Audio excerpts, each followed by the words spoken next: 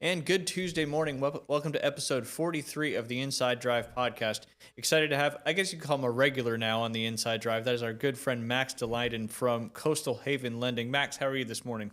Good, great to be here. I think I average like once a month. That's probably about right. You're getting some good exposure out there on the Inside Drive podcast. We appreciate all our sponsors, obviously. We appreciate you coming in as well. Tell us a little bit about Coastal Haven Lending while you're here with us. Yeah, we're over out of the Beach House Sales and Development Office. We're a wholesale mortgage brokerage, and we can finance condos, single-family homes, you name it. So give us a shout, and we're happy to help you out, and we can be more competitive than some of the banks and retail lenders here.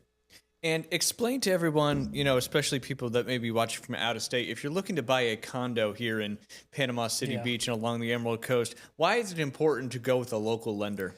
Well, with the high investor concentration, you can't run them on a Fannie or Freddie Mac type basis. So down here, also we can get the condo docs and approach the condo complex ourselves to get the docs if that's what it comes to. So I'm having that inside knowledge and, being able to let you know what it shows on the budget and all of those fun factors that come with associations. So, and the reason I've asked that is because I've seen that come up so many times. And I know my wife, Beth, with Beach House Sales and Development, she always tells people, if you have a lender out of town, you're going to want to use a local lender because lo and behold, they're not going to be able to get the information to get that loan closed. And then unfortunately, that'll set you back, a couple weeks or two. So use local lenders if you're looking to buy an investment condo from out of town. Yeah, thanks. It's like Groundhog's Day. Yep. No Fit in timing. Just missed it too. What are some other myths that in lending that you'd like to debunk? That's a great question. That's why I asked. Yeah. I might not know myself. I'd say a myth is that, that you need 10%, 5% down to purchase a home. Sometimes it's as low as 0 if you're buying in a rural area, 3.5% if you have, not as favorable credit. And if you're below the average median income, which is in our county, 80% of it. So $71,440, you only have to put down 3% and you can still get a normal conventional loan. Awesome. So you may not think you can buy a property, but lo and behold, Max and his team can help you find the perfect property, the low down payment, whatever it may be. I want to talk about some of our other sponsors, the official juice of the Inside Drive podcast. As I mention all the time, it's Juice and Sunsets. Most people aren't getting the vitamins and nutrients their bodies need from everyday foods alone. Busy scheduled processed meals and depleted soils make it harder than ever to fuel our bodies properly. When your body is undernourished, it can't perform at its best. Energy drops, immunity weakens, and inflammation creeps right in. Fresh, nutrient-dense juices are simple, powerful ways to bridge that gap. They deliver essential vitamins, minerals, and antioxidants to form your body that can form in your body and can be easily absorbed, helping you feel better, think clearer, and make healthier choices one sip at a time. You can visit Juice and Sunsets over on Facebook or head over to juiceandsunsets.com. You can place your order for pickup or delivery. I will say, since I've been doing the Juice and Sunset train, my body has felt a lot better. Very important with me. I need to keep my immune system up, need to get as many nutrients going in my body as possible, and very thankful for Juice and Sunsets to be one of the great options here in Panama City Beach to get these delicious juices. Max, I know you drink the juices as well. I know you're a big Jinx guy, so knock on wood, but I've been drinking these. I haven't had the flu or cold this cold season. Gotta knock on wood. So I had to knock on wood prior, but yeah, I mean, it's just a good way to start your day. And you always think I need to have my fruits and vegetables for the day, but it's delicious. Do is just drink one delicious juice. It's a lot better than going to, another vendor like a Starbucks because they're authentically made, they're hand pressed juices and they're genuinely delicious. And you actually know what's on the label is what's in the juice, and that's all that's in that juice, which is pretty cool because, we're starting to I feel like the country's finally starting to figure it out how bad our food has been for us over the last, probably 50, 60 years, whatever it may be. Of course, got to give a shout out. Yeah. Go ahead. Sorry. I was going to say, and just the preservatives and different stuff. Yes. We can't even have deli meat anymore. Nope. Carcinogens and all that deli meat. And I'm trying to be very organic now, but organic is much more expensive, unfortunately. But price to pay for health. It's all part of it, that's for sure. But I'm trying to figure out a way to write it off as a medical expense. So we'll figure it out. I don't know if I can. I need to talk to your boy Danny. Golf, your boy at this point too. That's very true. Golf Plus, looking to elevate your golf game with custom fitted clubs and pro level gear. Step into Golf Plus, a golf retail and fitting destination with roots stretching all the way back to its foundation in Dothan, Alabama, back in 1988. At Golf Plus, the focus is simple: get you fitted right using industry-leading technology like Foresight Game Changer 2 launch monitor and not just one but two simulators and advanced shaft matching systems to dial in perfect club for your swing. Whether it is a full set or a retrofit of your current clubs, Golf Plus has the technology to do that. But it's more than just clubs. Golf Plus is a full-service shop from expert grip work and lie and loft adjustments to quality repairs and a curated selection of top brands. You'll find everything you need to play your best. And now with an expanded presence down here in Panama City Beach, I know they're not open up there in Dothan anymore, you can enjoy the same premium fitting they've been doing since 1988. Their experience and apparel selection is right next to the sandy beaches here. Whether you're a beginner or a seasoned player, Golf Plus delivers personalized service, cutting-edge technology, and the gear you can trust. Book your custom fittings or stop by today because the right equipment can make all the difference out on the course. They are located, as many of my sponsors are, right there in the shops at Edgewater next to Firefly. You can give them a call at 850-249-276 or book online at golfplusretail.com. I always mention now they have 2 simulator booths there at Golf Plus. So if you don't have the opportunity, if the weather's bad, you don't have a chance to get out and play golf on a big golf course, you can go play a quick round of golf over there at Golf Plus, and you can book that right there at golfplusretail.com.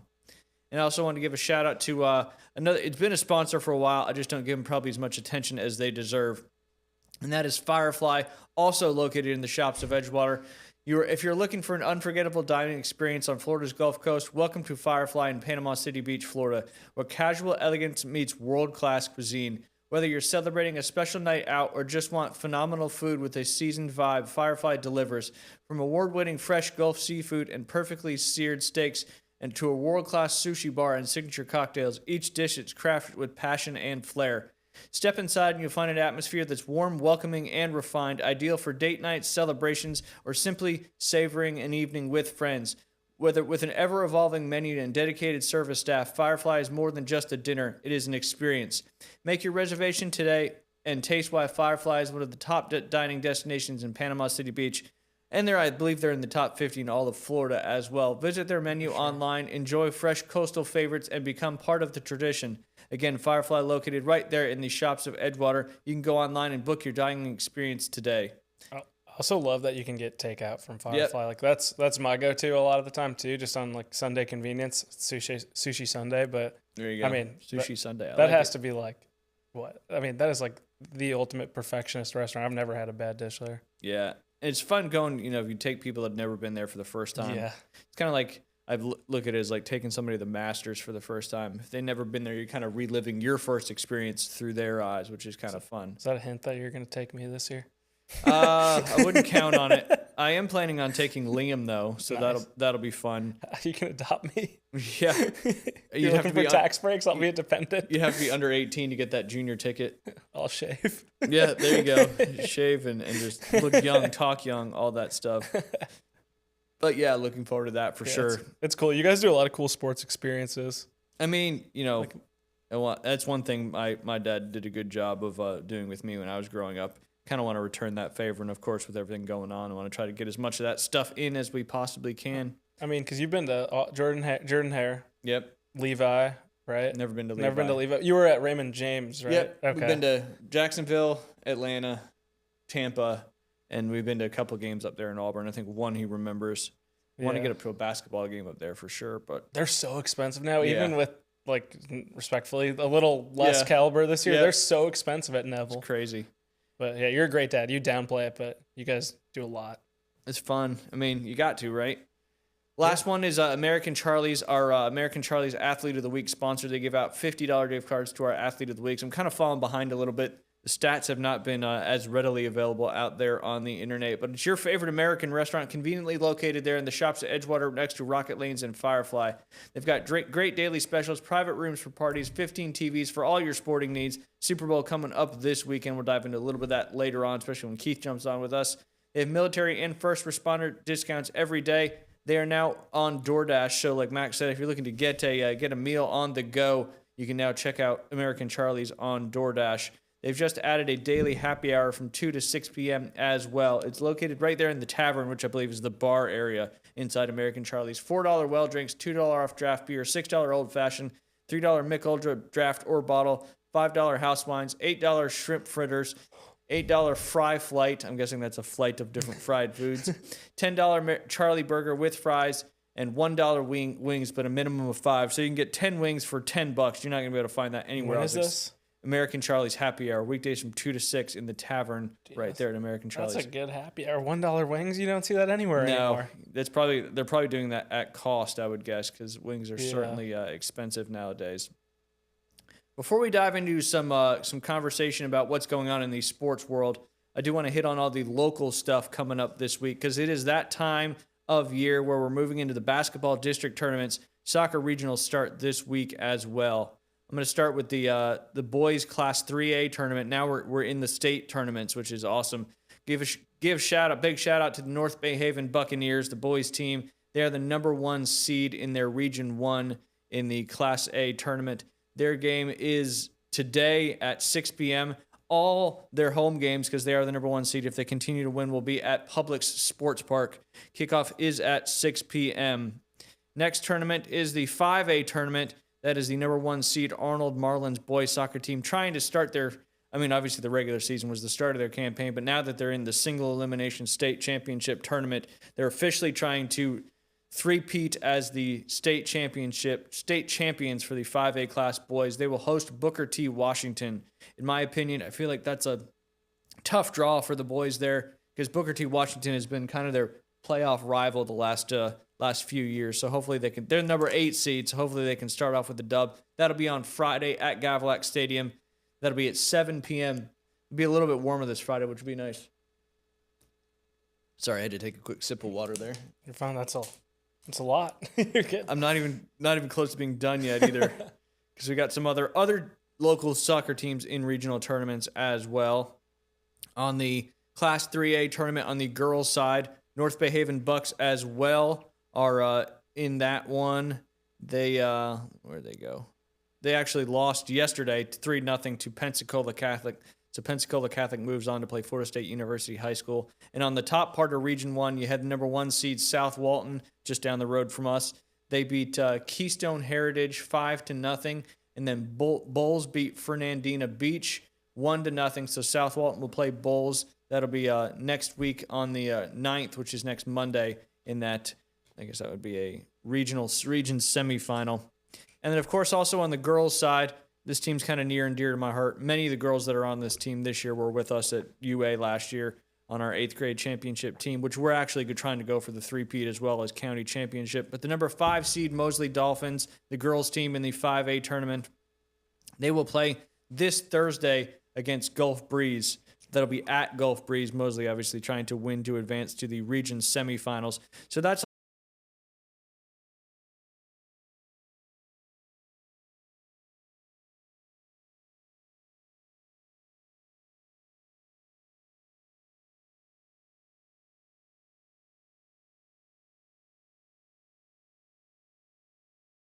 finals to move on to the championship in the rural class District 4. I think in football next year they're eliminating the rural class and just pushing it all back again to 1A. They keep going back and forth every year. How many classes are there for football in the state of Florida? I think 6. I could be wrong. Some sports That's crazy. Some sports have 7. Illinois was 8. That's wild. It's a lot. Yeah. But you get into the big cities and stuff like that too. True. I'm Florida sure. though, I mean. Yeah. Oh. Miami and all that. Yeah. Let's see, the 3A District 1 boys tournament. You've got North Bay Haven and Rutherford. They'll be playing. Of course, they don't tell me what day because it's missing. They'll be playing. They play. I believe that's going to be today as well. Don't have a time listed on that. I'm sure you could probably find it on their social media sites. Max Prep sometimes just leaves out information. I don't know why. But North Bay Haven will take on Rutherford. Winner of that will go on to play Walton in the 3A District 1 semifinal. Again, why it's important to win your districts. If you're going to make it to the state tournament and you win your district and you are facing a lower seed in the state tournament, you actually get the home court advantage in that one because you won your district if you're playing a team that didn't win their district. On the 4A District 1, you've got several byes, including Bay getting a bye, all 4 teams getting a bye in the first round. I don't know why we just didn't start with the semifinal game. You got Fort Walton Beach will be taking on West Florida. That'll be on the 5th, which is Thursday. And then Pensacola will be hosting Bay in the other semifinal in the 4A District 1 tournament. Winner of those 2 games will obviously go on to play in the championship. going as fast as I can go here, people. I promise I just want to get through all these local schools. On the 5A District 1 boys basketball tournament, you've got Mosley has a first-round bye as the number 2 seed. We had Coach Green on the show with us last Thursday. Great episode. Really enjoyed hanging out and talking to him. He's played in Cameron Indoor Arena as a player when he was with UNC Charlotte. That's sweet. People don't even ever get to go there just to go watch a game, let alone play on that floor. That's a bucket list experience times like 10. Yeah, no So kidding. Mosley has a bye. They'll await the winner of Arnold and Escambia, which is coming up tonight. That is at Arnold, 3 seed, number 6 seed Escambia. Like I said, winner of that game will go on to take on Mosley. And then Booker T. Washington, the number 1 seed in the 5A District 1, has a bye. They'll await the winner of Choctawhatchee and Pine Forest. Moving right along to the 2A District 1. Wanted to include that one. It's got Rocky Bayou Christian has a bye, and then Destin and Maclay will play tonight. Actually, they had all 3 teams had a bye as well. So basically, Rocky Bayou Christian is awaiting the winner of Destin and Maclay. Over to I believe there's the girls' side of things. 3A District 1. North Bay Haven was downed last night by Walton. Walton moves on to play Freeport in the semifinals, and then South Walton beat Bozeman 61-7. Pensacola Catholic beat Rutherford 60-21. South Walton and Pensacola Catholic play in the other semifinal. Like I said, Freeport and Walton on the top side of that district bracket. 4A District 1, Fort Walton Beach, Bay, Pensacola, and West Florida all had first-round byes. Fort Walton Beach will host Bay, and the Bay is the number 4 seed. Bay trying to upset Fort Walton Beach to move to the district championship. Then Pensacola will take on West Florida. Moving on up to the 5A District 1 tournament. Mosley got ahead of Arnold last night early in that game and never looked back. I watched that one on FH, the Florida High School Network.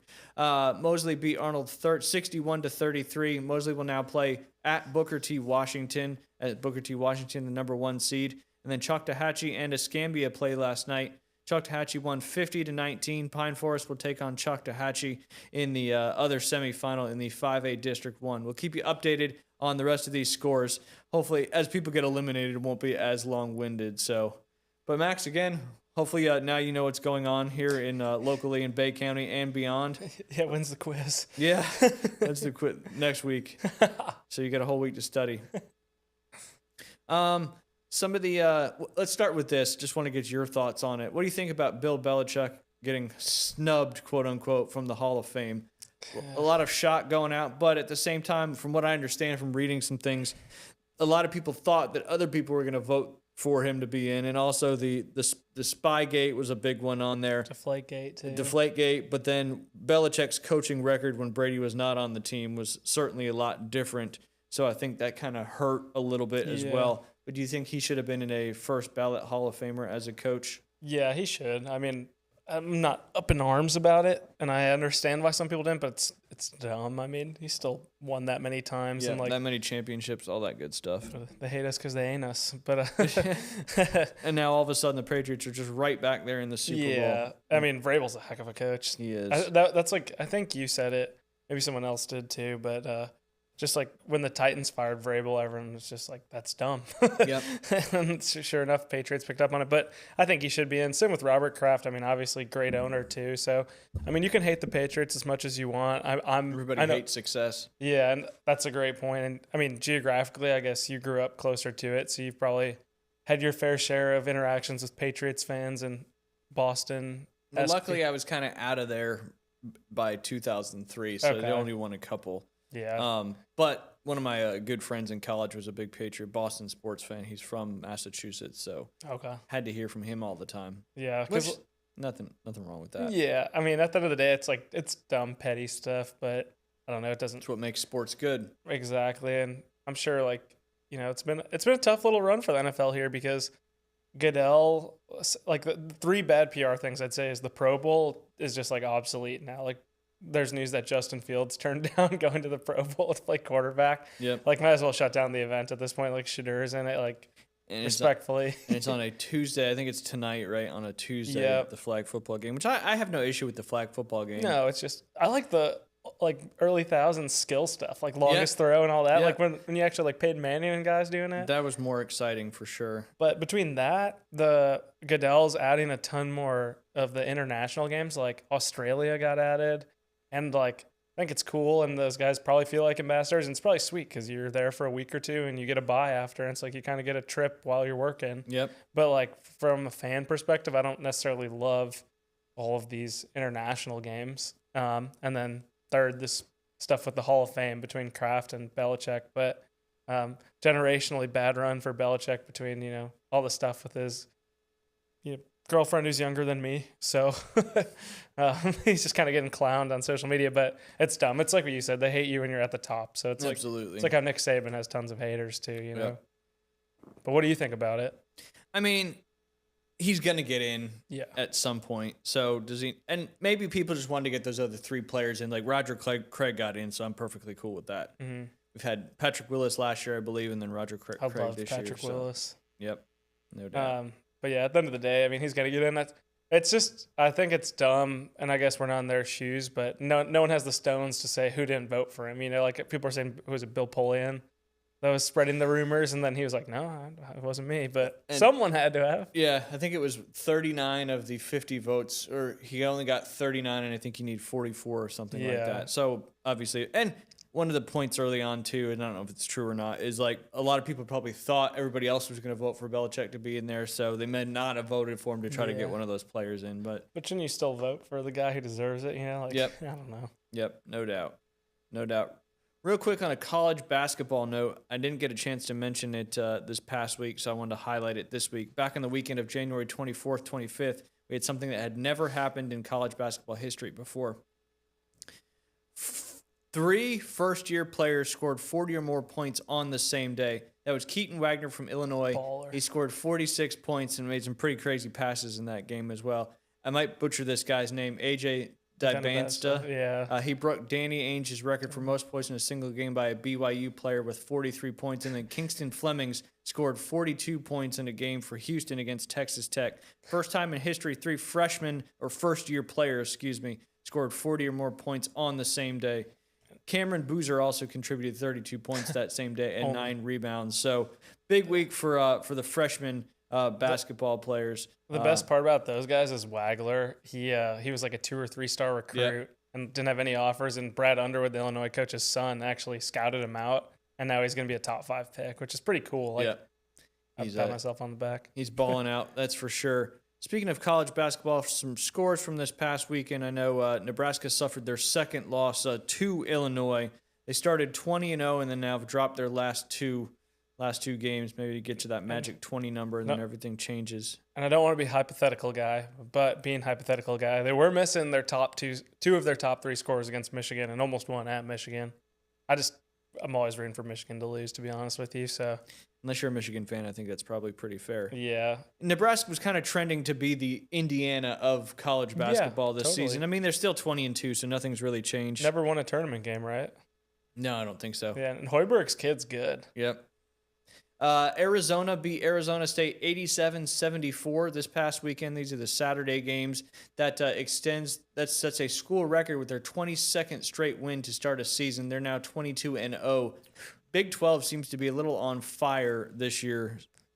UConn 85-58 over Creighton. They improved to 20-1, 11-0 in the Big East. Duke 72-58 over Virginia Tech. They're now 20-1, 9-0 in the SEC.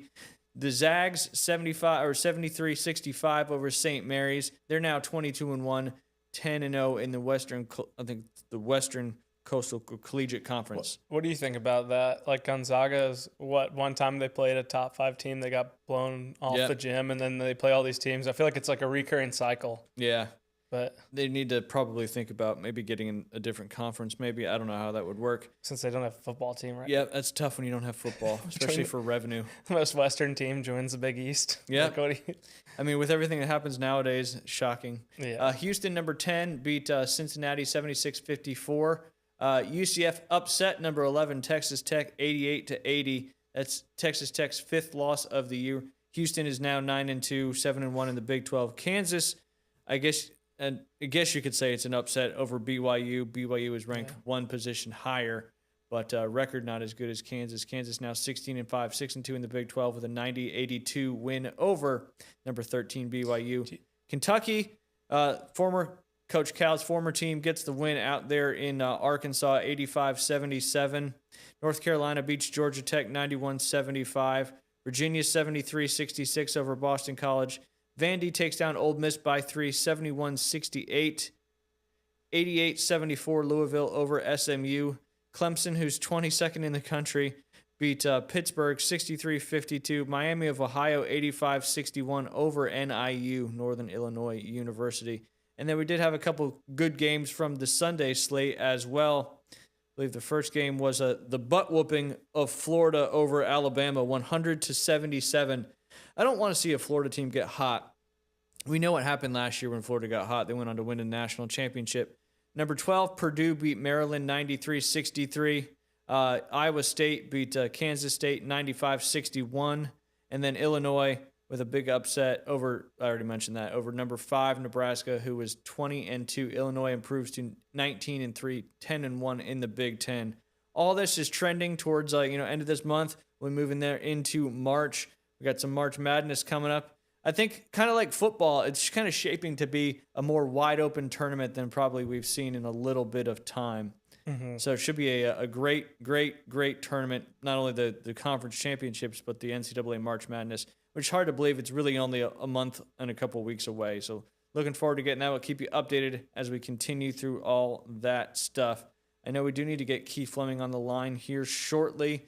What do you think about the obviously the G League situation with Bediako? Yeah, lame. So lame. And I don't think he's the only one. I don't have it in front of me. No, there's that guy in Louisville too, I think. It's like set such a bad precedent. And I love that Florida fans were calling him G League dropout. While he was shooting free throws. There's been some good I like that there's been some good chirps because I feel like I know when I was at IU too, sometimes like security and stuff was instructed not to let us cheer stuff. Yeah. And like now, calling Darren Peterson a word that starts with the letter P because he always is load managing. That was pretty funny of the crowd. And then Bediako being a G League dropout, and Todd Golden and Nate Oates hate each other. So yeah, Nate Oates. And they were kind of chirping a little bit before the game too. I'm not a Bama. I don't have that Southern hate towards Bama. Did we own them in the playoff? Yes, by 35 with letting up. But Nate Oates by 23 in basketball. I'm gonna go as far to say Nate Oates is an insufferable prick. The stuff he says, he is so I don't know. He's so callous, and he's always smug when he's winning, and then as soon as stuff hits the fan for him, he is the chirpiest guy in the room. Remember when he was chirping Coach K during COVID, and then chirping Golden about how their guys spend 10 seconds in the paint, and then Golden was like, "Yeah, we scored 72 points in the paint. Guys were only in the paint for 1 or 2 seconds, though." Yep.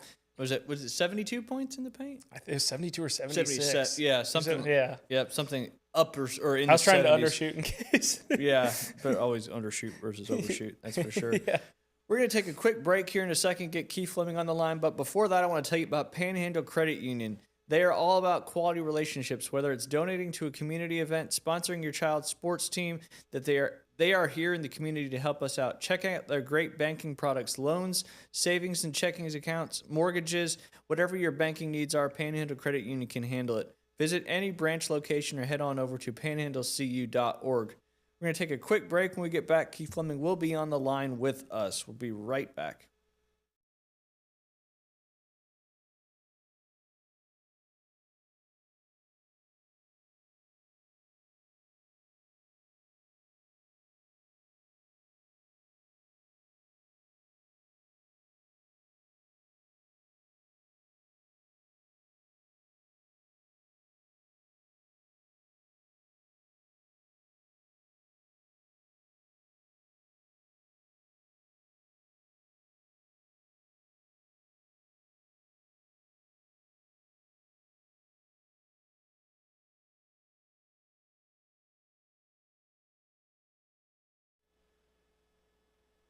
And welcome back, episode 43 of the Inside Drive podcast. As every Tuesday, of course, we got Max Delighten in studio with us, hanging out, talking a little bit of sports. But every Tuesday, as we get back from our second half of the show, we're always joined by my good friend, DFS expert, Super Bowl expert, golf expert in most things when it comes to gambling, Keith Fleming. Keith, how are you doing today?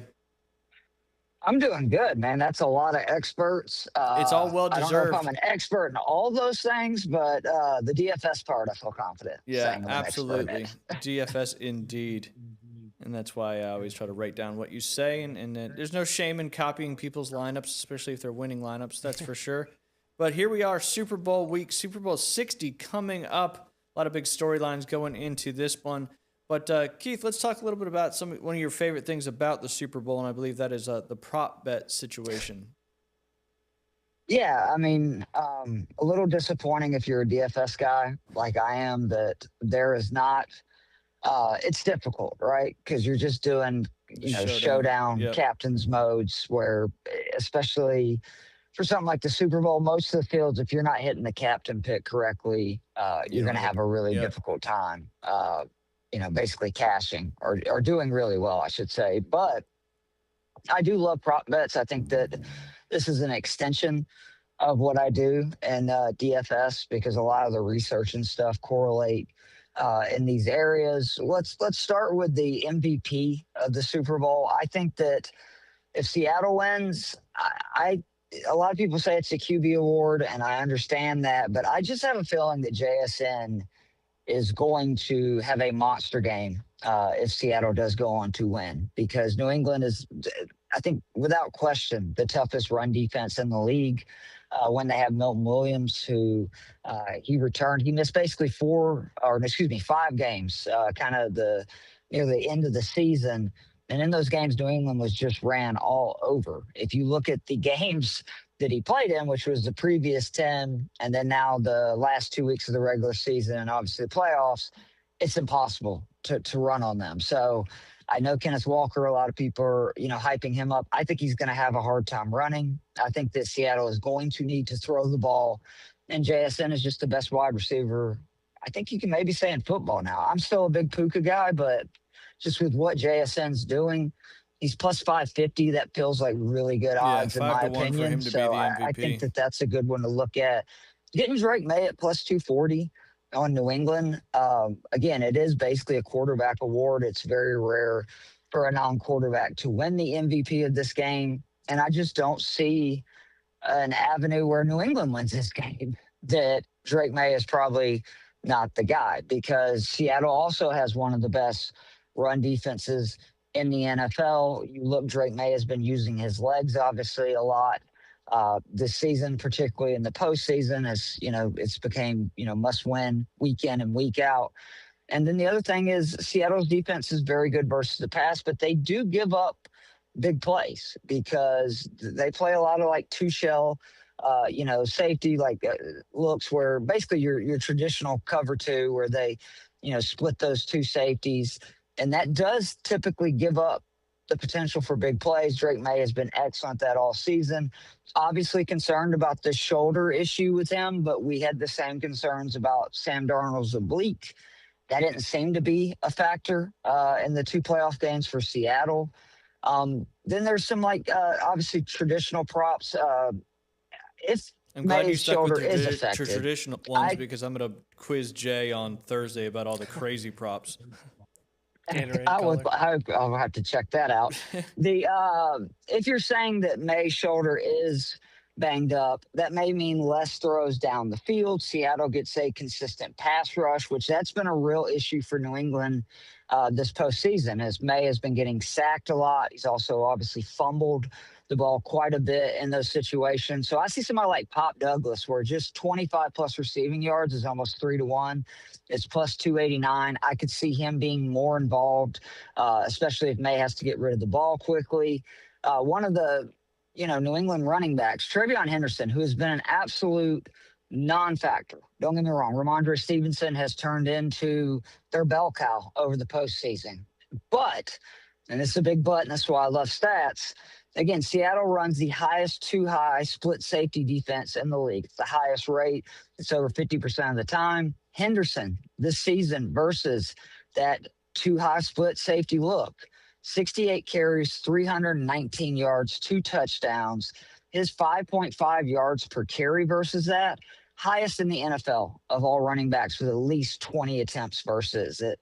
And you can get him at 40 plus rushing yards for plus 385, 50 plus rushing yards at plus 680. And the nice thing about these, and you could do one of the ladders if you like and just kind of take it all the way up, but is Henderson is known for busting big runs, right? Like Yep. he could get the 40 or 50 yards on literally one carry. Yeah.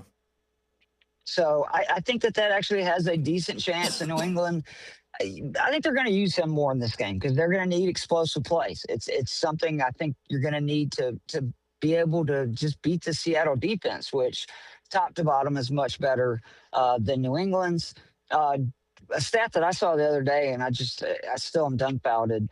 Underdogs have been extremely successful in the Super Bowl going back to 2004. They're 15-7 against the spread since 2004. That includes the last 5 underdogs have all covered.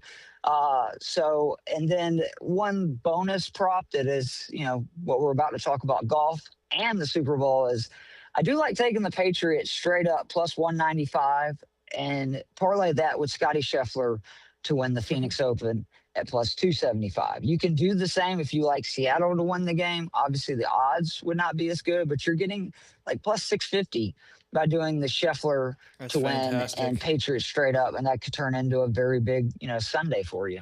Yep, that'd be exciting stuff, that's for sure. And the Olympics get kicked off here. I think the events actually start the next day or so. But yeah, Waste Management Phoenix Open, known as the party event of the PGA Tour. I know the last couple of years they've done some things to try to calm it down just a little bit. But let's talk about that. Scotty Scheffler playing in it again. Does that mean it's Scotty Scheffler or bust one more time? Oh, yeah. This is the, be-all, end-all Scotty Scheffler golf course. I think some people will look back to his 25th place finish there last season. Don't forget that was only, I believe, his second start after, he cut his hand cooking in the off season. And he started out, especially for him, really rusty. But again, he still finished 25th, I'd like to add. Yep. Before that, he finished third, first, and seventh in this event. And that really is before Scheffler arrived. It was actually that third place finish in 2024 was about the time that this unbelievable run that he's been on now for going on almost 2 years started. I mean, just everything about this course. You want to be able to play par fours really well. He's first on tour in par four scoring last year. You want to be able to play par fives, which is essential. You play the 3 par fives well. He's second in par five scoring.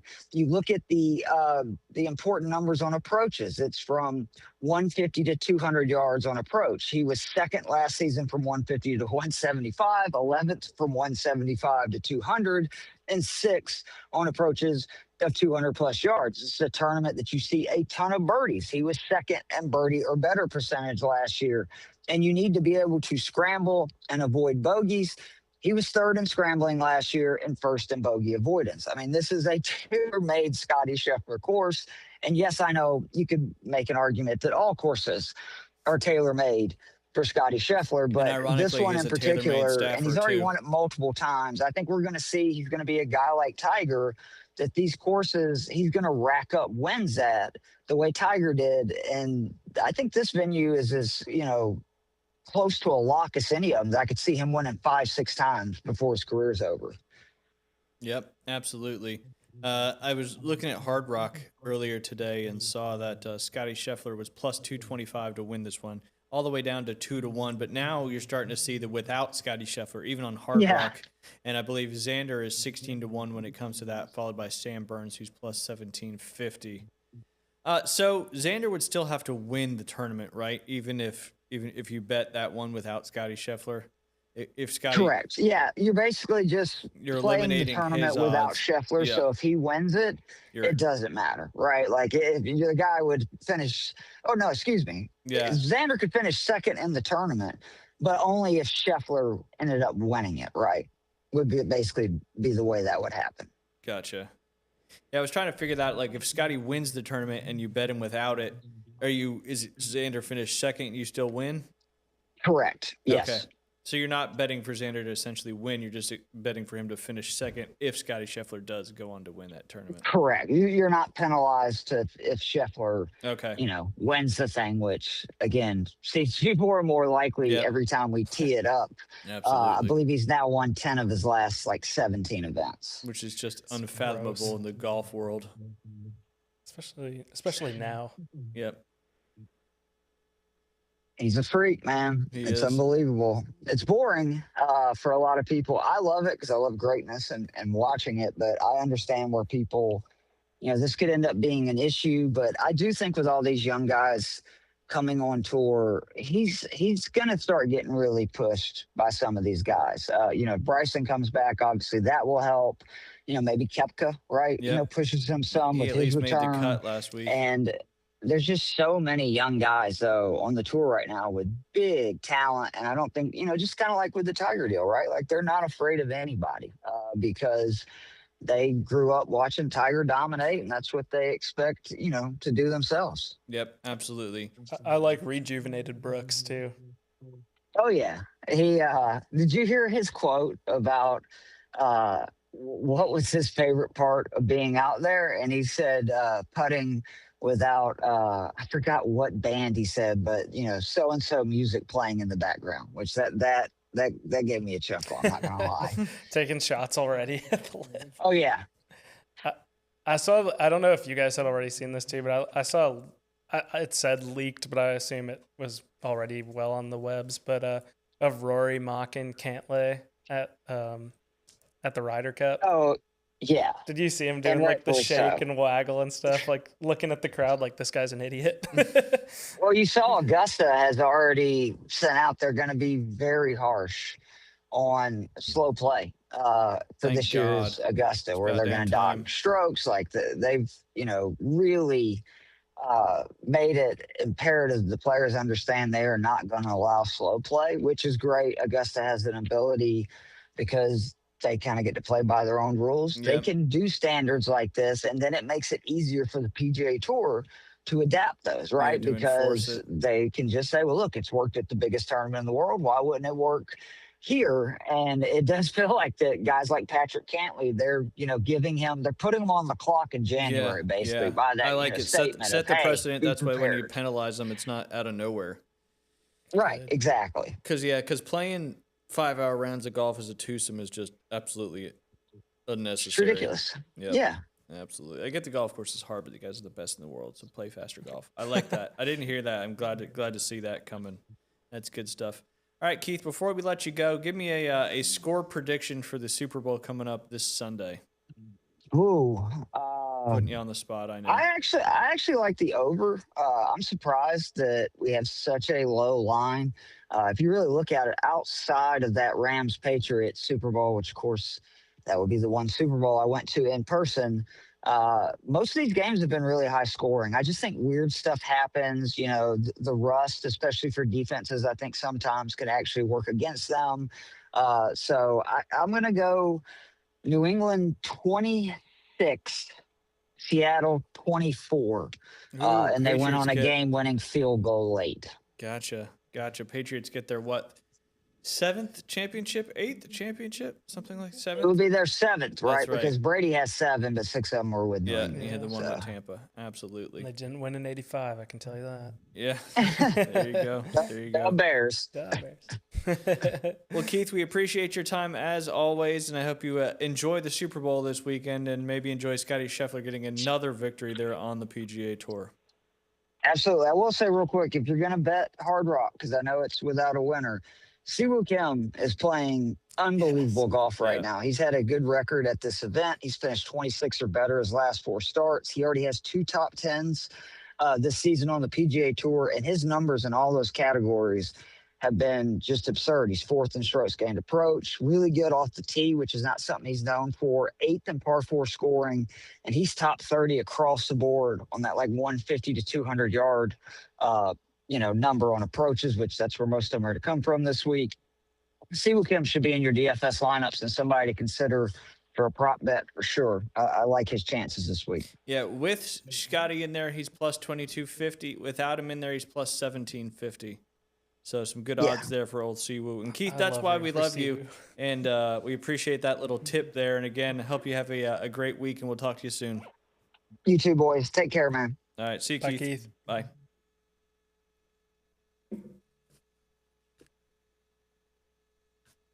Did you hear like something in the It background was too? Yeah. I was texting. It was like the reverb or something. It- And then like door slams, and then like it sounded like in the Peanuts when the adults are talking. Yep, like the Yes. But I had my phone on Do Not Disturb too, just to be safe, because I've, Same. I I've have it had on that silent happen on here. before. Real quick before we do a little gift exchange thing here, Yeah.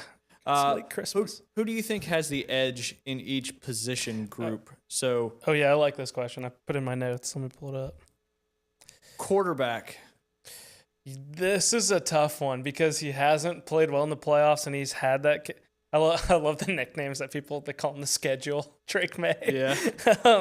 I'm gonna lean very slightly Patriots just with the oblique stuff with Darnold. Gotcha. I think, but he's been playing well, so it's hard to go against him with JSN in the offense. What about you? I mean, I think it's a tough one too, and we're kind of on the Darnold redemption tour, you could call it. Obviously, Yeah.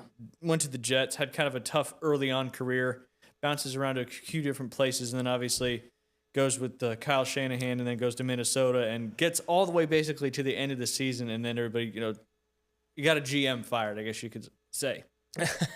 And now he's having a great next year with a potentially a Super Bowl in his lap.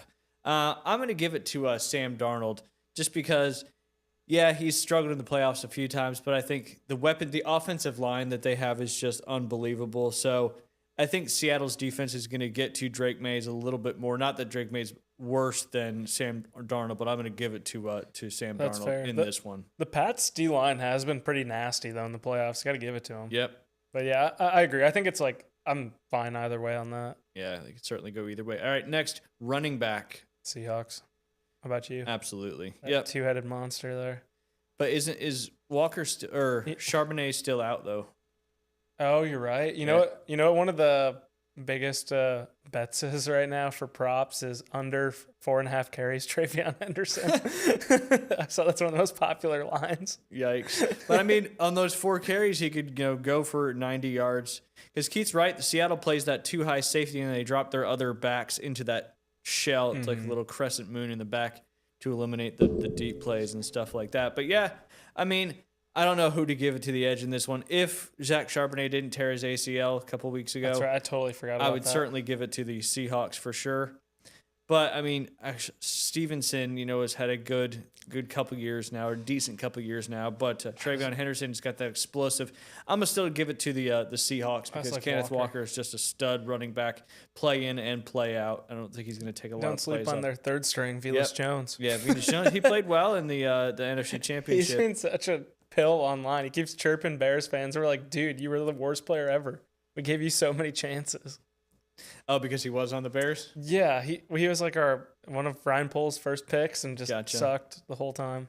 His highlight reel is just fumbling, kick returns, punt returns. I guess that's We not a moved him from highlight wide reel then. receiver to running back, still stunk. Gotcha. We tried to quarterel him, whatever. Now he's Passed with it. the Seattle Seahawks getting some carries because of Charbonnet's ACL tear. Yeah. Wide receiver, I think we can probably both agree on this one. Yeah, I think this is one of the two that I had as like a wide margin. Yep. Got to go with the Seahawks. I mean, JSN's just a step above everybody else, it seems like, He's in this insane. game. Tight end group, I went with the Patriots here. I agree. Got some Hunter Henry, a couple of the other guys, pretty good. Offensive line, I put negligible. I'm gonna lean Seahawks, but I don't think either one is a huge advantage. I think it's just scheme related. What about you? yep. I'd give the edge to the Seahawks for sure. And then what about the defensive line? Seahawks defensive line has It's been nasty nasty. all year. Now I know the Patriots are kind of playing well on the defensive side of the ball, I give it to especially in the Seahawks. playoffs. Yeah, just the personnel that these guys have. I think I'd give it to the linebackers to the Seahawks as well. Probably Yeah. the entire defense to the Seahawks as well. Yeah, I think cornerbacks I'm a little Yeah. on, but yeah, I mean, like, I think the Seahawks D line puts it over the edge for me. Just like the fits they were given, like smart minds like Shanahan and McVay too. Like, Yeah. you got to give it to him. And then I think I don't know if you had special teams on there, but that was my other one that I marked as Seahawks as like a big advantage. I think they have a great special teams. Yeah, absolutely. Sheed Shaheed. Yep. Rejuvenated his career. He came over from the Saints, right? Yeah, I read some like nerdy article that he's totally like re-engineered how they do first touchdown bets, because if you have a good returner, so many people like to put Rashid Shaheed and other like good Yep. playmaking returners. Absolutely. But before we go, I know you got something here. I don't know if you got me a knife to open it with or not, but I didn't. and this is not because you got this, but that's something I wanted to give you Oh, now that you're thank such you. a frequent Heck guest yeah. here on the Let's Inside go. Drive podcast. I got a haircut before this, otherwise I'd put it on right now. I don't want there to be all the hair in there. Thank you. You're welcome. Okay, I'm wearing this on next time. There you go. There you go. Nothing like wearing a face of me around there. Yes.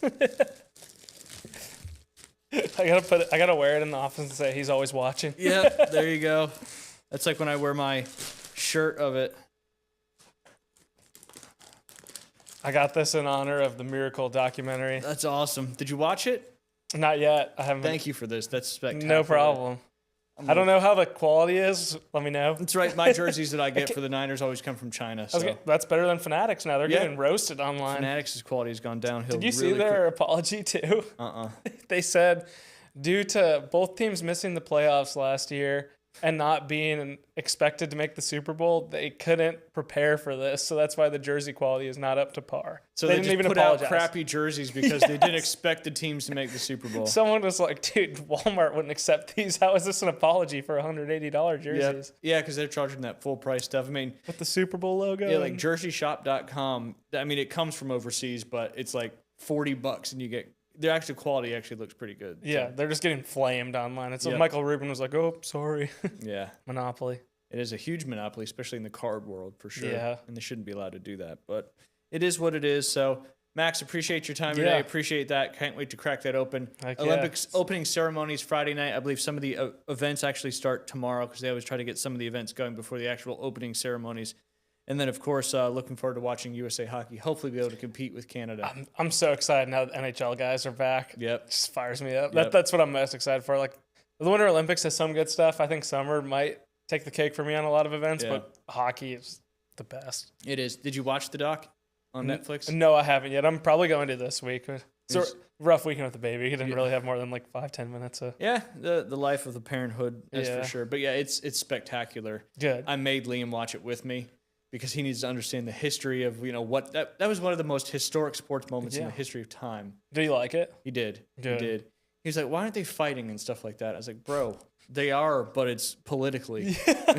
It's higher powers. It was really cool because you got to see a lot of behind the scenes stuff because they Cool. had so much video from when it was actually happening, which is really cool. That's really cool. Anybody out there looking for a great sports doc and is kind of a fan of hockey or the Olympics or your country in general, I believe it's called Miracle, The Boys of 80. Absolutely fantastic documentary out there now on Netflix. We appreciate y'all's time. Appreciate our sponsors. Max, appreciate you coming Thanks, in yeah. again. It was We'll fun. be back on Thursday with Jay Henley and a little bit of Coach Jonah Hammond. Y'all have a great rest of your Tuesday. Good luck to the UA boys and girls. The boys basketball team, they are playing at Merritt Brown. And, of course, good luck to the girls soccer team. We are playing at Jinx. Both teams will be back go. home on Thursday. Y'all have a great rest of your Tuesday. We'll see you on Thursday.